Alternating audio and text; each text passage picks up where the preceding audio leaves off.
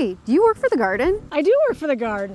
What do you do here? I map all the trees and shrubs on campus, so that's all 5,000 acres. So how long have you worked at Beal Botanical Garden? I have been here almost 11 years. So does that mean you know where the Beal seed bottles are buried? I'm sworn to secrecy. I understand. You work with a lot of trees. What is the best one for hugging? So this tree right here is called a tulip tree.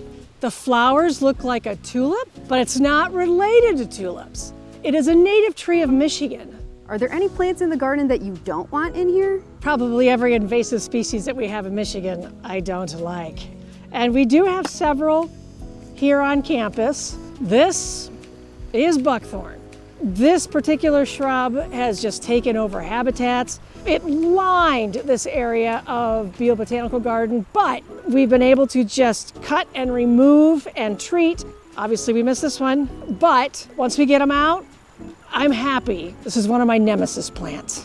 This is a floodplain. We put in native plants which help to absorb the water and also just slow the velocity of that water down so it doesn't scour out the banks.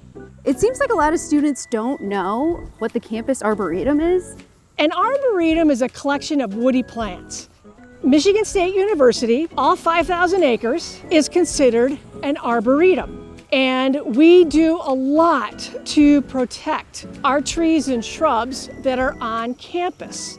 So is that what you use this GPS tool for? Landscape architects need to know what's in an area. If there's a special tree in that area, then we either have to try to move that tree or we need to get a replacement for that species.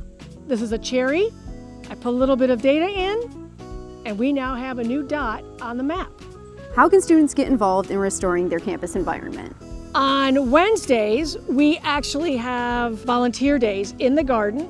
I tend to lead a lot of invasive species removal in Baker and Sanford natural areas. It's a great way to just reconnect with nature and restore nature back to what it should be. Awesome. Thank you for the advice. You're welcome. Have a great day.